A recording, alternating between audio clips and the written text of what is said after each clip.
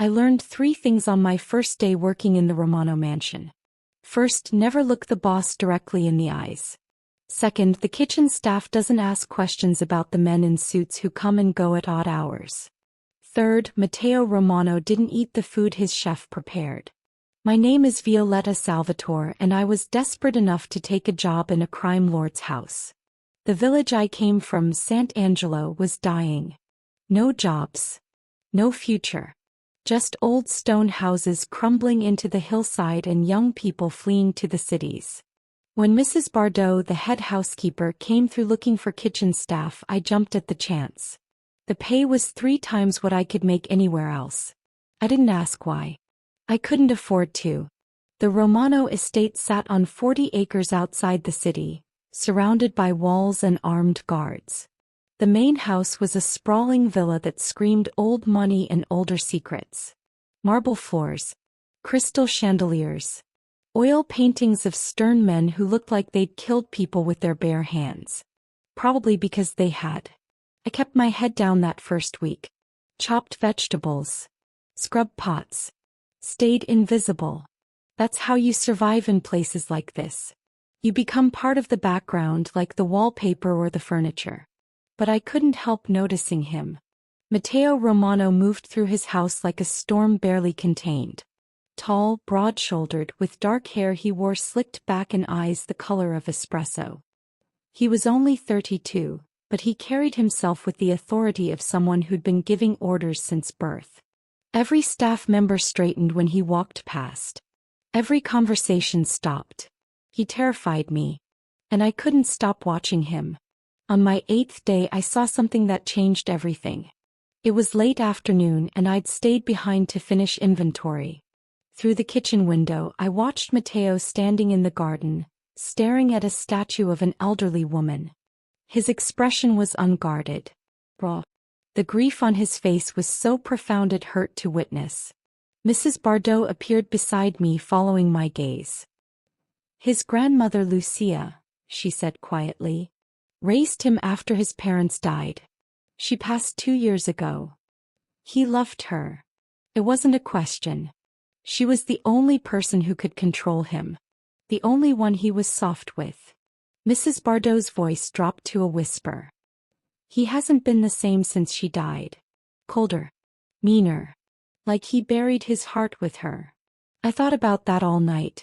About a dangerous man capable of tenderness. About grief so heavy it changed who you were. I thought about the recipes my own grandmother taught me back in Sant'Angelo.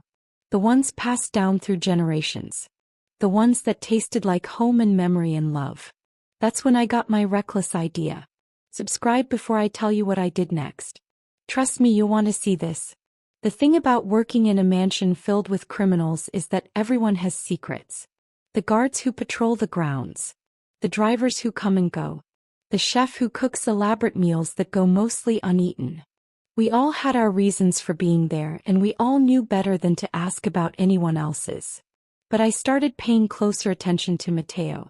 Not in an obvious way. Just noticing patterns. He came down to the kitchen every night around 11 after the house had gone quiet. He'd pour himself whiskey and stand at the window staring out at nothing. Sometimes his phone would ring and his voice would turn cold and clipped, all business and threat. Other times he'd just stand there in silence, lost in whatever darkness lived inside his head. He never ate. Not really. Chef Ricci would prepare these elaborate Italian feasts and Matteo would push the food around his plate, take maybe 3 bites, then leave the rest. It drove Chef Ricci crazy. Ungrateful, the chef would mutter, scraping perfectly good osso buco into the trash. I trained in Milan. And he treats my food like prison rations. But I understood. When grief sits heavy in your stomach, there's no room for food. When the world tastes like ash, even the finest meal turns to dust in your mouth. I knew because I'd been there. After my father died, I couldn't eat for weeks. Nothing tasted right. Nothing filled the emptiness. It took my grandmother's cooking to bring me back. Her pappardelle al sugo, made exactly the way her mother taught her. The smell alone had broken through my grief, stirred something awake inside me. I'd eaten 3 bowls that night and cried through all of them. Food is memory. Food is love. Food is the thread that connects us to the people we've lost. And I knew exactly what Matteo Romano needed.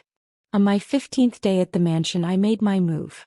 It was a Wednesday, which meant Chef Ricci left early for his standing appointment with his mistress. The rest of the kitchen staff cleared out by 7. I volunteered to stay late and clean. Mrs. Bardot gave me a suspicious look but didn't argue.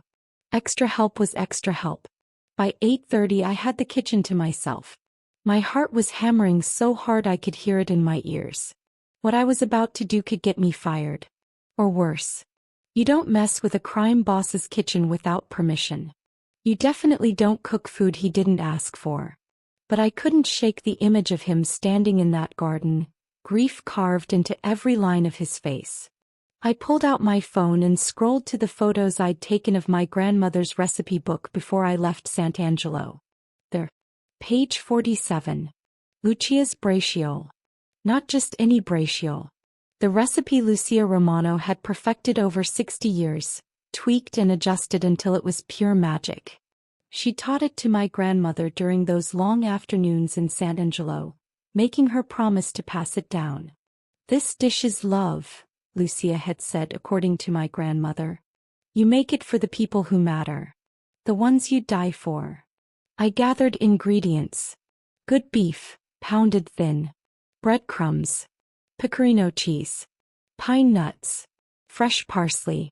The measurements lived in my muscle memory, my hands moving through motions I'd performed 100 times. The smell that filled the kitchen was pure nostalgia. Sunday dinners. Laughter around crowded tables. Lucia's voice telling stories while her hands shaped dough. If anyone walked in right now and asked what I was doing, I had no good answer. Just a feeling. Just a stupid, reckless hope that maybe I could give this grieving man one moment of comfort. The braciole simmered in red sauce for 2 hours. I made fresh pasta to go with it. Not the fancy stuff Chef Ricci made with truffle oil and microgreens. Simple pappardelle, flour and eggs and nothing else. By the time everything was ready, it was almost 11. Right on schedule. Tell me you want to know what happened when he found me. Drop a comment if you're already hooked. I heard his footsteps on the marble floor. Heavy. Deliberate. Moving toward the kitchen. My hands started shaking. I'd plated the food on simple white china, nothing fancy. The braciole sat in a pool of red sauce, the pasta twisted beside it. Steam rose from the dish, carrying that unmistakable scent of slow-cooked beef and tomatoes and memories. The kitchen door swung open. Matteo stopped dead when he saw me. His eyes went to the plate in my hands, then to my face, then back to the plate. Something flickered across his expression. Confusion. Suspicion. What are you doing here? His voice was rough, like he hadn't spoken in hours. I should have been terrified. Instead, I felt strangely calm. Like I'd stepped off a cliff and was just waiting to see if I'd fly or fall. I made dinner. I set the plate on the counter between us. Real dinner. Not Chef Ricci's fancy nonsense. I didn't ask for dinner. No. But you need to eat something. I met his eyes, breaking the first rule. You're wasting away and everyone's too scared to say it. For a moment I thought he'd explode. Fire me on the spot. Maybe worse. His jaw clenched, his hands curling into fists at his sides. Then he looked at the plate again. Really looked. His nostrils flared as he caught the scent. Something changed in his face. The anger drained away, replaced by something I couldn't name. He moved closer, almost against his will, drawn by the smell. What is this? His voice had gone quiet. Dangerous in a different way. Braciole. And pappardelle. I pushed the plate toward him. It'll get cold. He didn't move. Just stared at that plate like it might bite him. I'd never seen a man look so undone by food. Finally, slowly he picked up the fork. Wound pasta around it. Cut a piece of the braciole. Raised it to his mouth. The moment the food touched his tongue, he went absolutely still. His eyes closed. His jaw worked slowly, chewing. Swallowing. And when he opened his eyes again, they were wet. Who told you how to make this? His voice cracked on the last word. Who? My heart was in my throat. Your grandmother did. She taught my grandmother in Sant'Angelo. Before she died. The fork clattered to the counter. Matteo's hands were shaking. Actually shaking. That's impossible. But he was already reaching for another bite like he couldn't help himself. Nobody makes it like this. Nobody except Lucia. I finished softly. I know. My grandmother learned from her.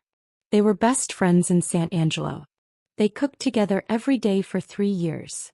He ate another bite. Then another. Like a man starving. Like every mouthful was breaking him apart and putting him back together at the same time. I watched tears slide down his face and didn't say a word. Didn't offer comfort. Just let him have this moment with his grief and his memories and the ghost of the woman who raised him. When the plate was empty, he set down the fork very carefully, wiped his face with the back of his hand, and looked at me with an expression I couldn't read. What's your name? Violetta Salvatore. Violetta. He said it slowly like he was tasting it. You're from Sant'Angelo. Born and raised. And you knew my grandmother. Not well. But my grandmother loved her like a sister. He nodded slowly, processing. Then his eyes hardened. Why are you here?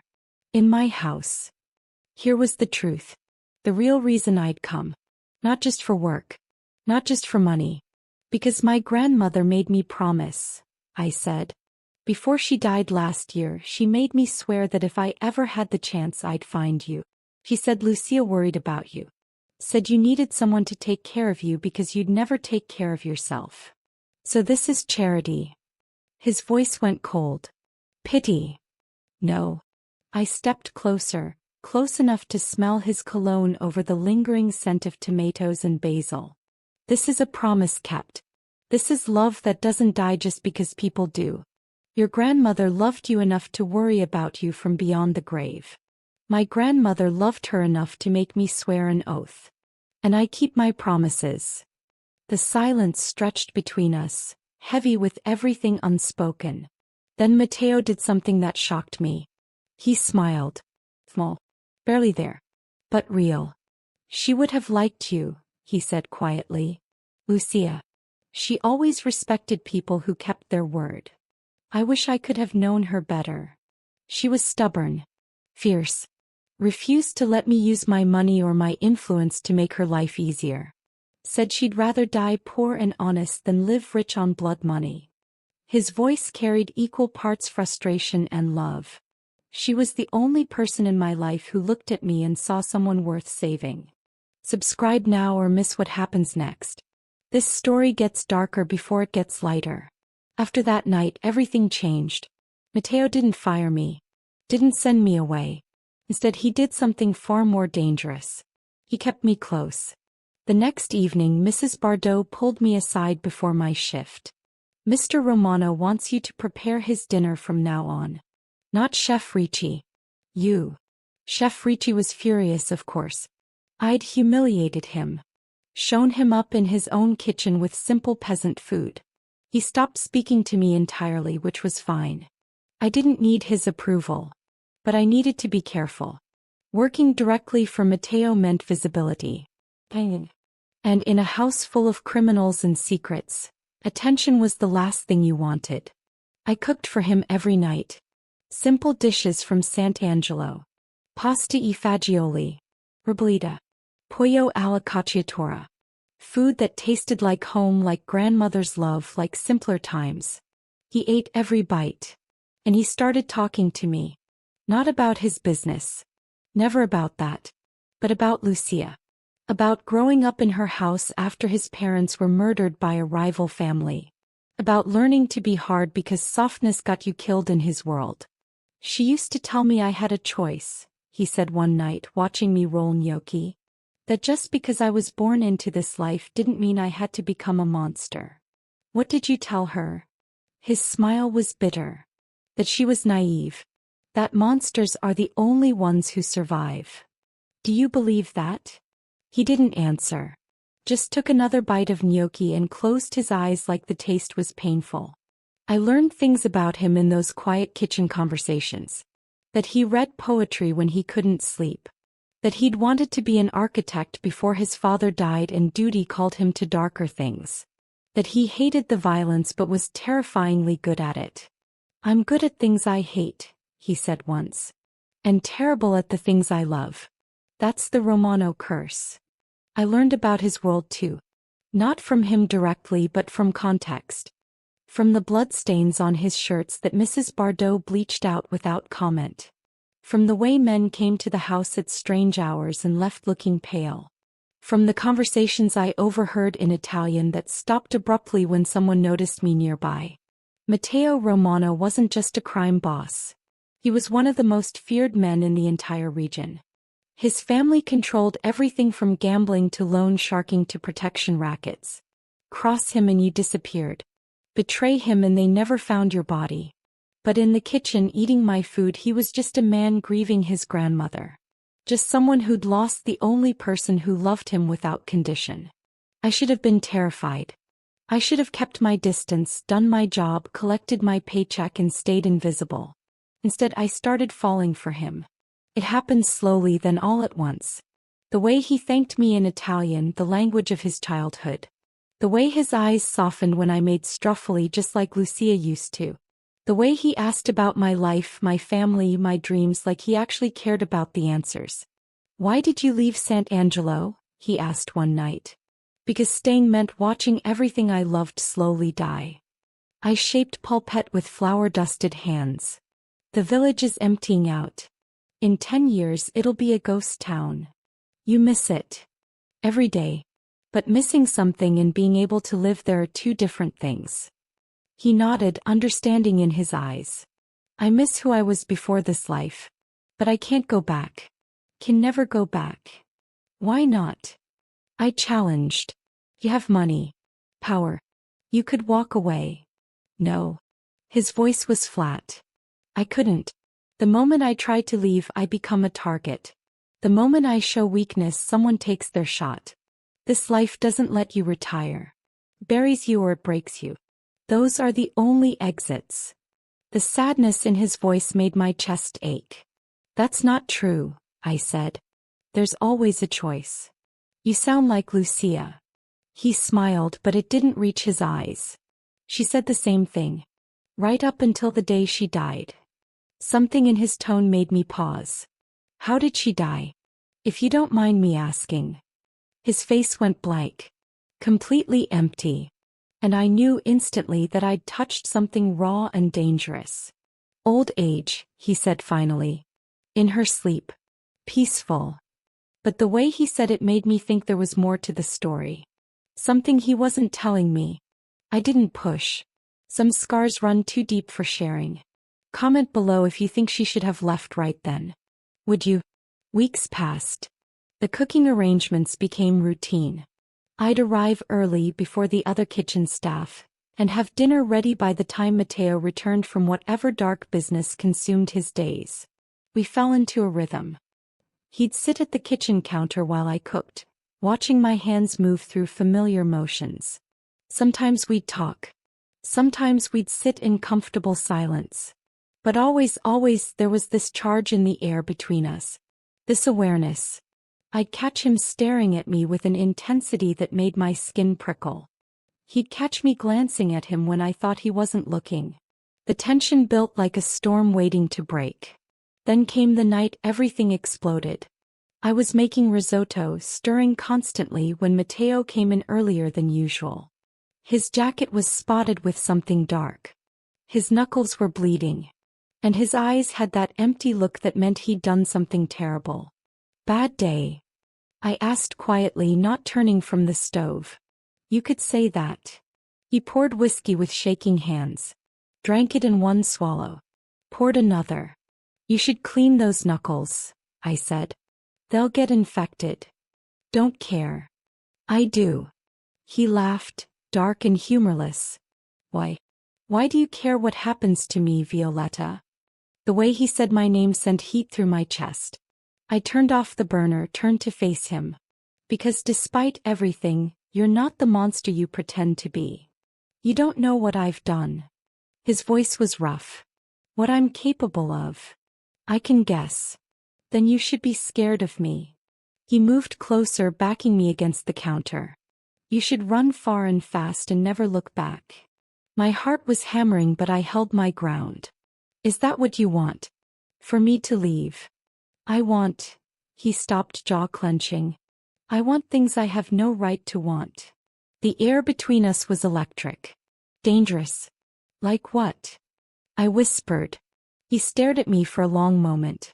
Then he did something that changed everything. His hand came up, fingers sliding into my hair, tilting my face up to his. Like this, he breathed and kissed me. The world exploded into sensation. His mouth was demanding, almost brutal, like he'd been holding back for weeks and couldn't anymore.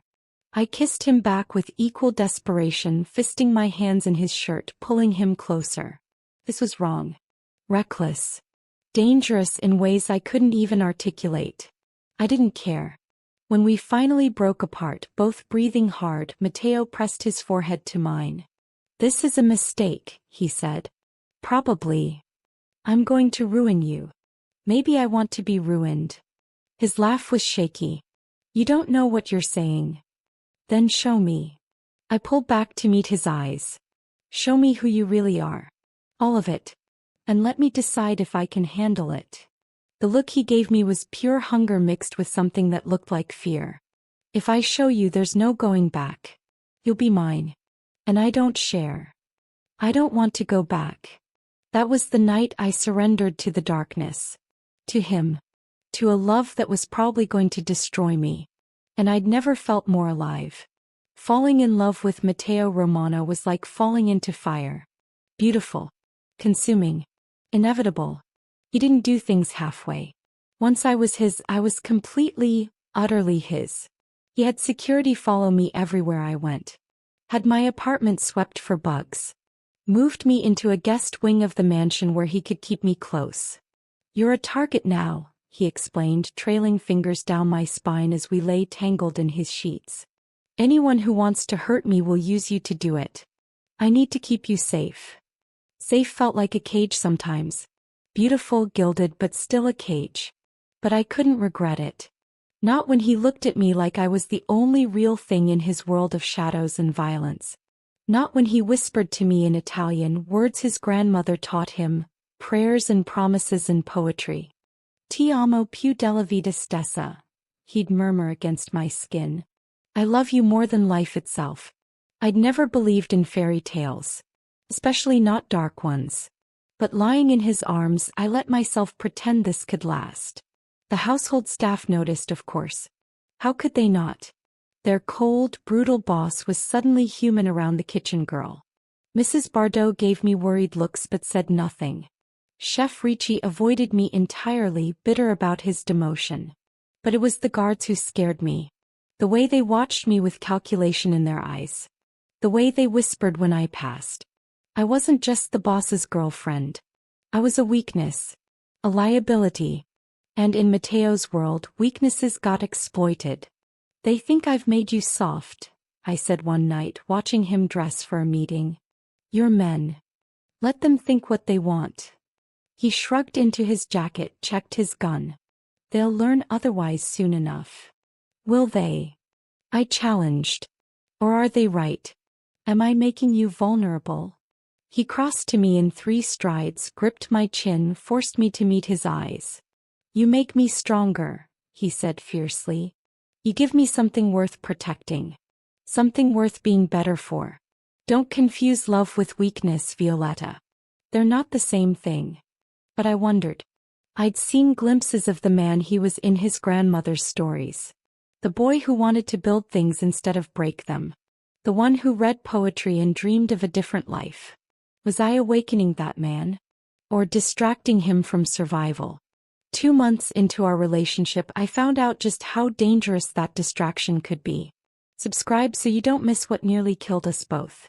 It started with a phone call Matteo took during dinner. His face went hard as he listened, jaw clenching.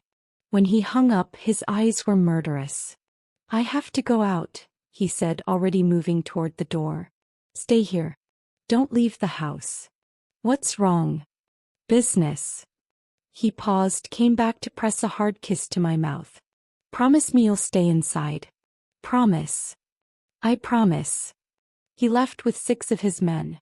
Through the window I watched them load into black SUVs and disappear down the drive. The house felt too quiet after that. Too empty. I tried to cook to keep busy, but my hands were shaking. Something felt wrong. The air had that electric quality it gets before a storm. I was cleaning up the kitchen when I heard it. Footsteps. Too many. Coming from the wrong direction.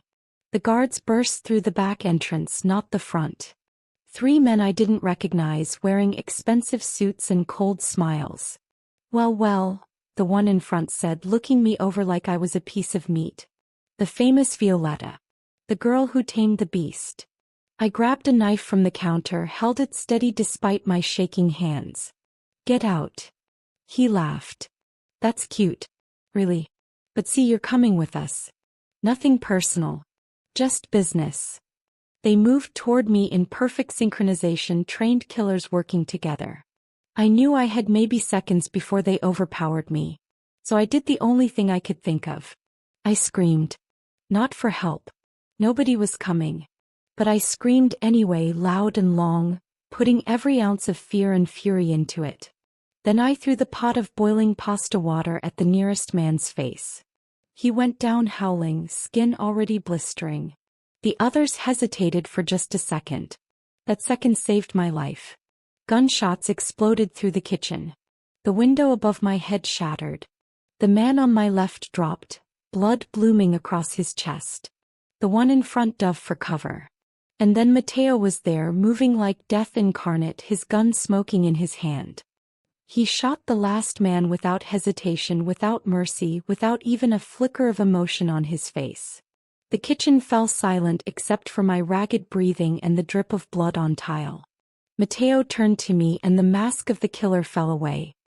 His eyes went wide, frantic, as he holstered his gun and crossed to me in 2 strides. Are you hurt? Violetta, look at me.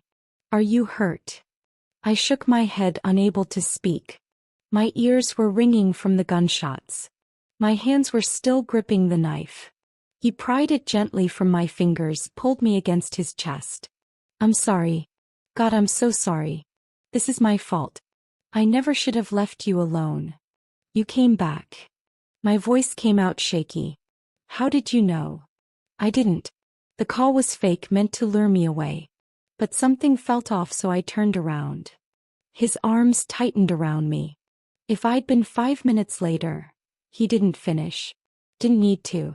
Around us, his men were already cleaning up the bodies, moving with efficient silence. Like this was routine. Like death in the kitchen was just another Tuesday. This was his world. Violence and blood and constant danger. This was what loving him meant. I pulled back to look at his face. Who sent them? The Constantino family. They've been trying to move into my territory for months. His jaw clenched. This was a message. A declaration of war. Because of me. No. His hands framed my face. Because they're ambitious and stupid. You didn't cause this, Violetta. You're just caught in the middle of something that started long before you arrived. But I saw the guilt in his eyes. The fear. The realization that loving me made me a target. I should leave, I said quietly. Go back to Sant'Angelo. Disappear. Then you can focus on, no.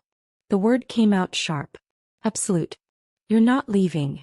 You're not going anywhere. Matteo, I will burn this entire city to the ground before I let you go. His eyes were wild. Desperate. Do you understand? There is no version of this where you leave and I go back to being who I was. You're mine now. And I protect what's mine. The possessiveness should have scared me. Instead, it made something fierce bloom in my chest. Then teach me, I said. How to survive in your world. How to protect myself. I won't be helpless again. He stared at me for a long moment. Then slowly he nodded. Tomorrow, he said. Tomorrow I teach you everything. True to his word, Matteo began my education the next morning. We started in the shooting range he had built in the mansion's basement. Underground. Soundproof. The walls lined with targets and the smell of gun oil thick in the air. First rule, he said, placing a Glock in my hands. Always assume the gun is loaded. Always. I don't care if you just watched someone clear it. You check. My hands were shaking. The gun felt heavy. Wrong. I don't know if I can do this, I admitted. You threw boiling water in a man's face last night. His voice was gentle but firm. You already did the hard part. This is just mechanics. He stood behind me, his body pressed against mine, hands guiding my grip. Showing me how to stand. How to aim. How to breathe. Don't jerk the trigger. Squeeze slowly. Like you're trying not to wake it up. I fired. The recoil jolted through my arms, the sound explosive even with ear protection. My shot went wide, missing the target completely. Again. We spent 3 hours in that range. By the end, my arms ached and my ears rang despite the protection. But I could hit center mass 7 times out of 10. Good, Matteo said, approval in his voice. Now you know the basics. We'll practice every day until it's instinct. But shooting wasn't the only lesson. He taught me to watch for tells, the subtle signs that someone was about to attack. Taught me which men in his organization I could trust and which ones would sell me out for the right price. Taught me how to spot surveillance, how to lose a tail, how to disappear in a crowd. Your biggest advantage is that you don't look dangerous, he explained one afternoon as we walked the grounds. People will underestimate you. Use that. Let them think you're soft until the moment you're not. I learned the hierarchy of his organization. Who reported to whom? Who had ambitions above their station? Who was loyal because of respect versus fear? Enzo, Matteo said, gesturing to his second-in-command, would die for me. We grew up together. He's the closest thing I have to a brother. Enzo was built like a boxer with scarred knuckles and careful eyes. He'd been the one most suspicious of me in the beginning. She did good last night, Enzo admitted grudgingly. Most people freeze. She fought. She's stronger than she looks, Matteo said, pride in his voice. I learned about his enemies too. The Constantino family who'd tried to take me. The Ricci clan who controlled the north side and kept pushing south. The corrupt cops on his payroll. The politicians who owed him favors. This city runs on blood and money, Matteo explained. Everyone's hands are dirty. The only difference is how deep the stains go. But the hardest lesson was understanding just how far he'd go to protect what was his. 2 weeks after the attack, Matteo came home with blood on his hands that wouldn't wash off completely. His knuckles were raw. His eyes were empty. I didn't ask what he'd done. I just heated water, made him sit and cleaned the blood away in silence. They had a daughter, he said suddenly. The man who sent those 3 to take you. She was 16. Innocent. My hands stilled on his. Did you know? His voice was rough. But I made sure she knew what her father tried to do. Made sure she understood that mercy was a gift. That next time if her family comes at mine, there won't be any innocents spared. The cruelty of it made me flinch. Using a child as a messenger. As a threat. But this was his world. These were the rules he lived by. I'm a monster, he said, reading my expression. I told you that from the beginning. You're a man doing monstrous things to survive in a monstrous world. I cupped his face, forced him to meet my eyes. There's a difference. Is there? Because some days I can't tell anymore. We sat in silence, my hands on his blood-stained skin, his eyes haunted by whatever he'd done in the dark. This was love in the underworld. Violent. Complicated. Built on blood and loyalty and fierce, desperate devotion. And somehow, impossibly, I was learning to live in it. Tell a friend about this if you think they'd be hooked. Share it now. 3 months into our relationship, I thought I knew all of Matteo's secrets. I was wrong. It started with a nightmare. I woke to find him thrashing in bed beside me, his face twisted in terror, speaking rapid Italian that I could barely follow. Something about fire. About screaming. About being too late. Matteo. I shook him gently. Wake up. You're dreaming. His eyes snapped open, wild and unfocused. For a second he didn't recognize me. His hand went for the gun he kept in the nightstand. It's me, I said quickly. It's Violetta. You're safe. You're home. Reality crashed back into his eyes. He released the gun, ran shaking hands through his hair. Sorry, he muttered. I'm sorry. What were you dreaming about? Nothing. Doesn't matter. He swung his legs out of bed, reaching for his pants. Go back to sleep. But I'd seen the fear in his eyes. The guilt. This wasn't nothing. Over the next few weeks I started noticing other things. How he refused to talk about his parents. How he avoided the west wing of the mansion entirely. How his hands shook when fire alarms went off during a test. Something had happened. Something worse than what he'd already told me. I finally got answers from an unexpected source. Mrs. Bardot found me in the library one afternoon, her face grave. You need to understand something about Mr. Romano, she said without preamble. About why he is the way he is. Tell me. She sat down heavily like the story weighed on her. His parents were murdered when he was 12. Burned alive in their car. It was meant to look like an accident, but everyone knew the truth. The Constantino family wanted to take over Romano territory. They thought killing the leaders would break the family apart. My stomach twisted. Matteo was there? He watched it happen. Was coming home from school when he saw the car go up in flames. Tried to get them out, but the doors were locked from the outside. He still has burn scars on his arms from trying to break the windows. I thought about the scars I'd traced in the dark, the ones he'd dismissed as old accidents. My throat tightened. Lucia found him unconscious next to the burning car, Mrs. Bardot continued. Smoke inhalation. They weren't sure he'd make it. When he woke up in the hospital, the first thing he said was that he'd kill every Constantino alive. He was 12 years old and he meant it. Did he? Most of them. It took him 15 years, but he hunted down everyone involved in his parents' death. The last one died 3 years ago. That's when he finally let Lucia retire to Sant'Angelo. Said she'd earned peace after raising a monster. The pieces clicked into place. The nightmares. The fire triggers. The empty look in his eyes when he talked about justice. He thinks he's broken, I said quietly. He's broken, child.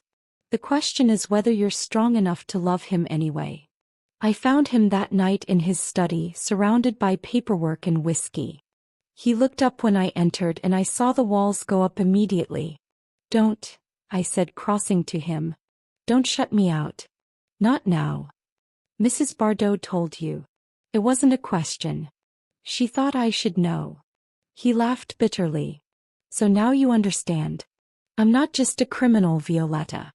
I'm a man who spent half his life plotting murder. Who burned people alive because that's how they killed my parents. An eye for an eye until the whole world goes blind. You were a child who watched his parents die. I knelt in front of him, took his hands in mine. You're allowed to be broken by that. You're allowed to carry scars. I don't deserve your compassion. That's not your choice to make. I decide what you deserve from me. And I say you deserve love. Even damaged. Even dangerous.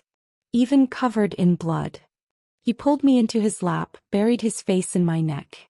His shoulders shook with silent sobs he'd probably been holding back for 20 years. I held him while he broke apart. Held him while he whispered confessions in Italian, things he'd done, people he'd hurt, the darkness that lived inside him.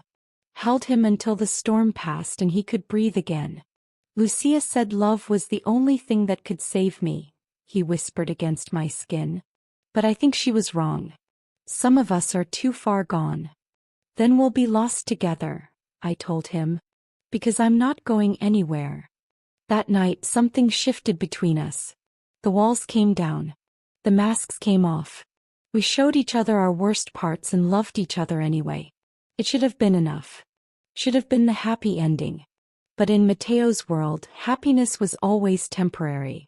And the storm that was coming would test everything we'd built. The attack came from inside. It was a Tuesday, unremarkable in every way.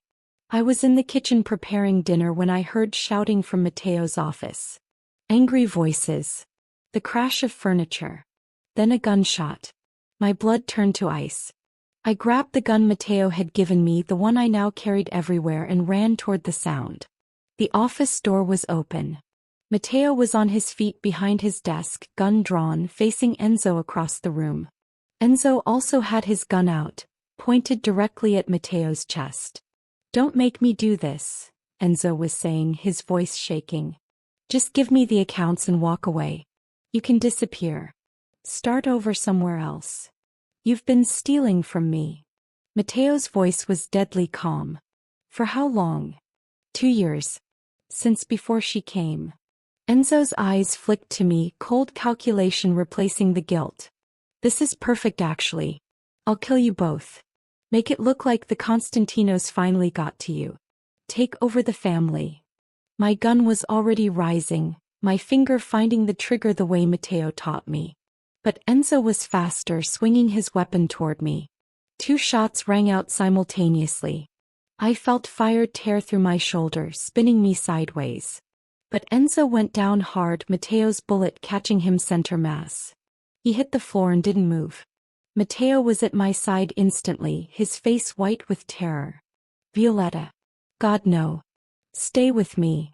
"I'm okay," I gasped, though the pain was excruciating. "I'm okay." But blood was soaking through my shirt, warm and sticky. The room was spinning. "Someone get the doctor," Mateo roared. "Now." The next hours were a blur of pain and fear, and Mateo's voice anchoring me to consciousness. The doctor came, pulled the bullet out, stitched me back together. The whole time Mateo held my hand so tight I thought my bones might break. When it was over, when I was bandaged and full of painkillers, I found him sitting beside my bed with his head in his hands. "This is what happens," he said without looking up. "Everyone I love gets hurt. My parents. Now you. Lucia died of old age in her sleep. You said so yourself." I lied. His voice cracked. "She was poisoned. Someone slipped something into her medication. I never found out who. Never got my revenge. That's why I let her memory stay peaceful. Why I told everyone it was natural causes." The revelation hit me like a physical blow. All this time he'd been carrying that guilt. That failure. "It wasn't your fault. Everything is my fault." He looked up and his eyes were destroyed. Enzo was my brother in everything but blood. I trusted him completely. And he betrayed me because this life corrupts everyone it touches. Including you. Look at you. You're lying in bed with a bullet wound because you fell in love with me. I'm alive because you taught me to protect myself. Because you gave me the tools to survive in your world. You shouldn't have to survive in my world. He started pacing. You should be in San Angelo living a normal life. Falling in love with someone safe. Having children. Growing old without constantly looking over your shoulder. That's not the life I chose. Then choose differently." He stopped pacing, looked at me with devastation written across his face. "Leave Violetta. Go back to your village. I'll give you enough money to never work again. You can start over. Be safe. You're pushing me away. I'm setting you free. What if I don't want to be free?" I tried to sit up, gasped at the pain. "What if I choose this? Choose you? Choose the danger because the alternative is living without you. Then you're a fool." "Probably." I held out my hand to him. "But I'm your fool. And I'm not leaving." He stared at my outstretched hand for a long moment. I could see the war happening behind his eyes. The part that wanted to keep me close fighting with the part that wanted to protect me. Finally he took my hand. Brought it to his lips. And I saw tears slide down his face. "If you stay, I'll never let you go," he warned. "Never. Even if you change your mind later. Even if you wake up one day and realize this was all a mistake, you'll be mine forever. I'm counting on it. He climbed into bed beside me, careful of my injury, and held me like I might disappear. Like I was the only solid thing in his collapsing world. I love you, he whispered in Italian. More than I've ever loved anything. More than my own life. Ti amo, I whispered back, using the words his grandmother taught him. Until the end. We lay there in the dark, two broken people choosing each other despite every logical reason not to. Choosing love over safety. Passion over peace. It wasn't smart. It probably wasn't even sane. But it was real. If you're still watching, comment whether she should have left. Be honest with yourself. My shoulder took 6 weeks to heal. 6 weeks of Matteo barely leaving my side, running his empire from the bedroom, paranoid that another attack would come while I was vulnerable. But the attack never came. Because what happened to Enzo sent a message that echoed through the entire underworld. Matteo didn't just kill him. He made an example. Displayed the body in a way that made it clear what betrayal earned you. It was brutal. Medieval. Exactly the kind of thing that kept people in line through fear. I should have been horrified. Said I understood. In his world, mercy was weakness. Forgiveness was an invitation for others to try the same thing. Love didn't change the rules. It just gave you something worth being ruthless for. When I was finally healed enough to move around, Matteo called a meeting. Every major player in his organization gathered in the mansion's great room. 50 men, all armed, all watching me with various degrees of suspicion and respect.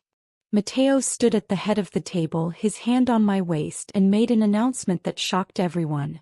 Violetta Salvatore is now under my protection, he said, his voice carrying absolute authority. She's not just my woman. She's my partner. Anyone who touches her answers to me.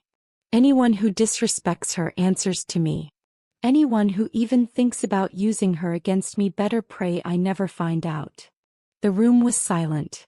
This wasn't how things were done. Women in the mafia world were kept separate, protected but powerless.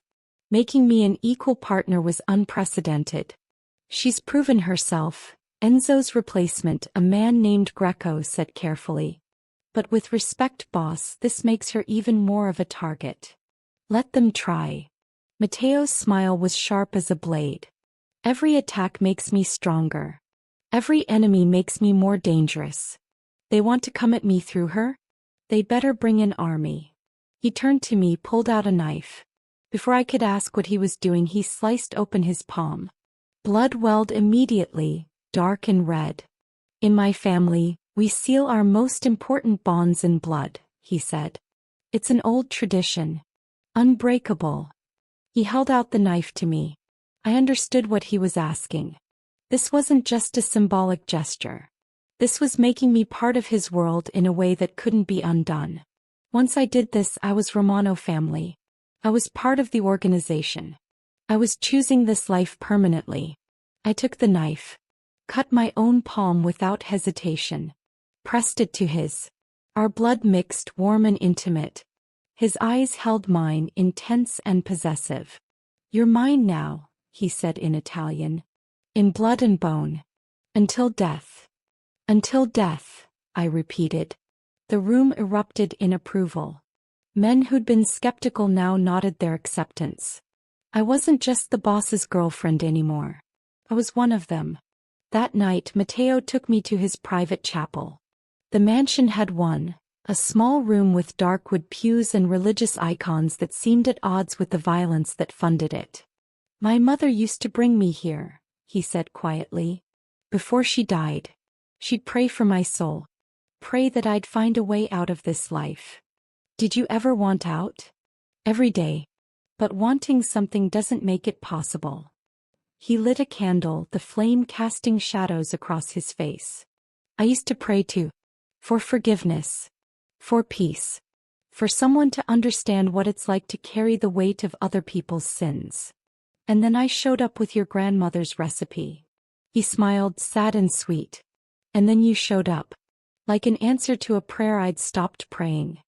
He knelt in front of me, took both my hands. The candlelight made him look younger, vulnerable in a way he never was around his men. I've done terrible things, Violetta. Things I can never take back. Things that would make you leave if you knew all of them. Tell me anyway. So he did. He confessed every dark deed, every life taken, every line crossed. He told me about the men he'd tortured for information. The families he'd destroyed to protect his own. The innocent people caught in crossfire. He laid his soul bare and waited for me to reject him. Instead, I pulled him close. Kissed him with everything I had. You think I don't know who you are? I whispered against his mouth. I've known from the beginning. I chose you anyway. I choose you still. Every dark part. Every blood-stained moment. All of it. Why? His voice broke on the word. Why would you choose this? Because underneath all the violence, all the fear, all the darkness, you're still the boy who loved his grandmother. Who reads poetry when he can't sleep. Who cries when he eats food that reminds him of happier times. You're not just a monster, Matteo. You're a man who became what he had to become to survive. And I love both versions of you. He pulled me down to the floor, held me there in that chapel surrounded by saints and prayers and broken promises.